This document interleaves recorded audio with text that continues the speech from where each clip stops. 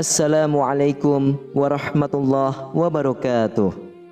Innal hamdalillah nahmaduhu wa nusalli wa nusallimu ala rasulihil karim. Asyhadu an la ilaha illallah wa asyhadu anna Muhammadan abduhu wa rasuluh. Allahumma salli ala sayyidina Muhammad wa ala ali sayyidina Muhammad. Amma ba'd. Alhamdulillah sahabat beriman, jika video ini muncul di berandamu, ini adalah petunjuk dari Allah kepadamu. Setidaknya sempatkanlah menulis sholawat kepada Nabi Muhammad SAW di kolom komentar. Insya Allah bisa menjadi bukti kecintaan kita untuk mendapatkan syafaat kelak di akhirat. Amin, Allahumma amin. Sahabat beriman yang dirahmati Allah Subhanahu wa Ta'ala, hari ini kita akan menyimak kisah seorang wanita asal Indonesia. Kita sebut saja namanya Maryanti, yang mengalami nasib yang mengguncangkan hati. Wanita ini menghilang saat sedang beribadah di Ka'bah, tempat yang suci bagi umat Islam. Namun 10 tahun kemudian, ketika dia ditemukan, terungkaplah sebuah kisah yang mengerikan dan menyayat hati. Sahabat beriman, marilah berkisah tentang perjalanan yang tak terduga dari kehilangan hingga kembalinya sang wanita yang hilang di tanah suci. Silakan simak video ini hingga selesai supaya segala informasi yang kami sajikan tidak menjadi gagal faham di memori pikiran kalian. Terima kasih. Pada tahun 2011, di antara ribuan jamaah yang berbondong-bondong menuju tanah suci Mekah untuk melaksanakan ibadah umroh, terdapat seorang wanita bernama Maryanti. Seperti jamaah lainnya, Maryanti sangat antusias dan khusyuk menjalankan serangkaian ibadah yang menjadi impian setiap muslim. Setelah serangkaian ibadah selesai, Maryanti bersama para jamaah lainnya kembali ke hotel. Suasana di hotel penuh dengan kesibukan. Jamaah sibuk mengemasi barang-barang mereka, bersiap untuk kembali ke tanah air. Di tengah hiruk-pikuk itu, pembimbing umroh mulai mengabsen jemaah satu persatu untuk memastikan tidak ada yang tertinggal. Karim bin Muslih, panggil pembimbing dengan suara lantang. Hadir Pak, sahut Karim dengan cepat. Siti Ruqayyah binti Hasan, lanjutnya. Saya di sini Pak, jawab Siti sambil mengangkat tangan. Satu persatu nama dipanggil, hingga tiba saatnya memanggil nama yang familiar di tengah semua jamaah. Maryanti binti Abdurrahman, seru pembimbing. Tidak ada jawaban sama sekali. Pembimbing mengulangi panggilannya. Maryanti binti Abdurrahman, apakah ada yang melihat Maryanti? Namun tetap tidak ada respon. Jamaah lainnya mulai saling menoleh, mencari sosok Maryanti di antara mereka. Beberapa dari mereka menggelengkan kepala, tanda bahwa mereka juga tidak melihat Maryanti sejak kembali ke hotel. Seorang jemaah mendekati pembimbing. Saya terakhir melihat Maryanti saat kita selesai tawaf, tapi setelah itu saya tidak tahu kemana dia. Wajah pembimbing tampak cemas. Ini tidak mungkin, kita harus menemukannya sebelum pesawat berangkat, katanya dengan nada tegang. Pembimbing segera mengatur beberapa jamaah untuk membantu mencari Maryanti di sekitar hotel dan sekitarnya. Waktu terus berjalan, namun keberadaan Maryanti masih belum diketahui. Pencarian semakin intens, tetapi jadwal pesawat tidak bisa ditunda. Kita harus segera kembali ke tanah air, kata pembimbing dengan berat hati kepada jamaah lainnya. Namun kita akan tetap mencari Maryanti. Tolong doakan agar dia segera ditemukan dalam keadaan selamat. Jamaah lainnya pun beranjak menuju bandara dengan hati yang berat, meninggalkan Mekah dengan doa dan harapan agar Maryanti segera ditemukan. Di sisi lain, tim pencari tetap berusaha keras memeriksa setiap sudut kota suci itu dengan harapan menemukan petunjuk keberadaan Maryanti.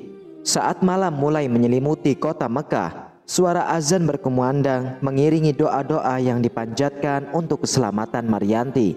Di tanah suci yang dipenuhi dengan doa-doa dan harapan itu, para panitia umroh tidak tinggal diam. Mereka segera berkoordinasi dengan pemerintah, kepolisian, dan kedutaan Indonesia di Arab Saudi. Namun, meskipun upaya pencarian dilakukan dengan penuh tekad, jejak Maryanti tetap sulit ditemukan.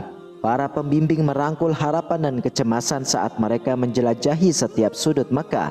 Mereka memeriksa kembali tempat penginapan, menelusuri ruang-ruang Masjidil Haram, bahkan melintasi jalan-jalan sekitar kota suci itu.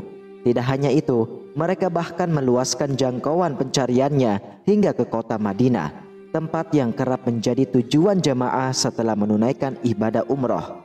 Namun, meskipun telah melakukan pencarian yang begitu intensif, tak satupun petunjuk yang memperlihatkan arah keberadaan Maryanti ditemukan. Tidak ada jejak yang dapat diikuti, seolah-olah dia benar-benar lenyap dari muka bumi. Setiap upaya yang dilakukan tampaknya berakhir dengan kegagalan yang menyakitkan. Kabar mengenai hilangnya Maryanti akhirnya mencapai tanah air, membawa kecemasan dan kepedihan kepada keluarganya di rumah.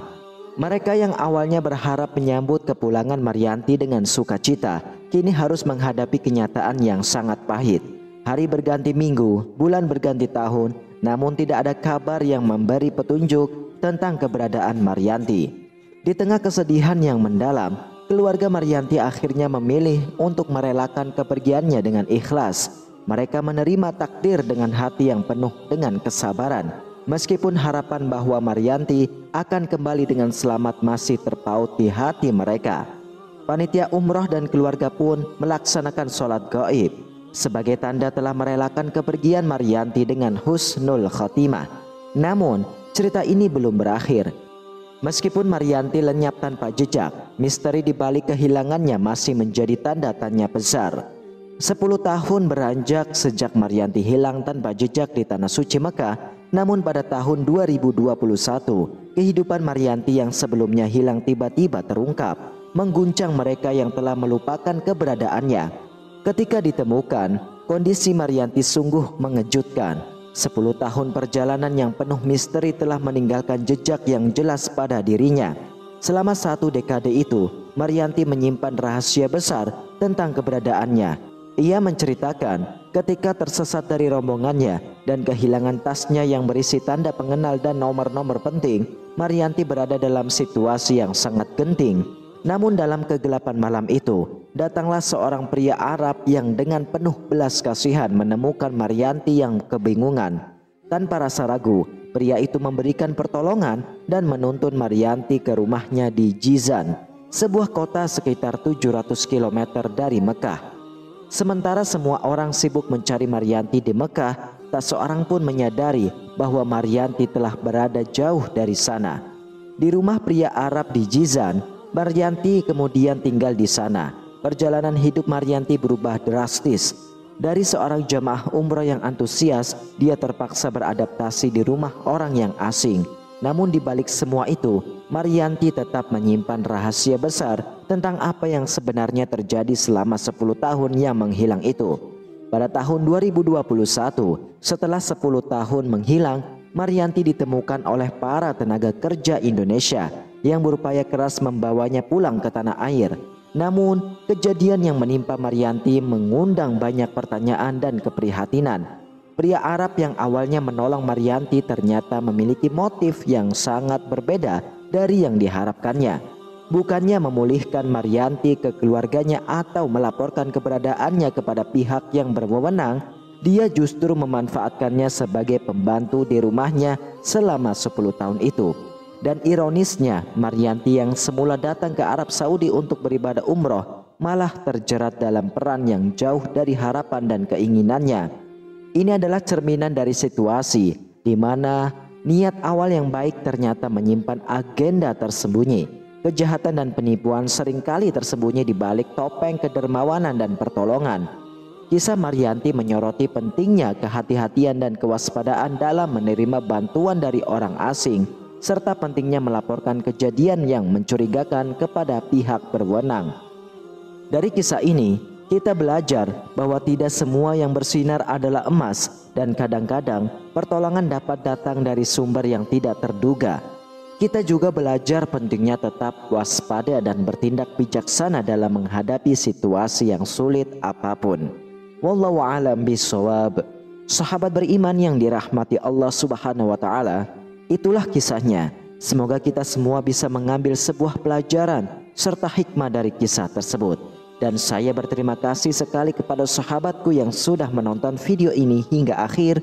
Semoga para sahabatku diberi kesehatan, keafiatan, diberi kelancaran rezeki yang melimpah dan barokah, serta diberi kemudahan dalam setiap urusannya, baik di dunia maupun di akhirat kelak. Amin, amin ya rabbal alamin. Wassalamualaikum warahmatullahi wabarakatuh.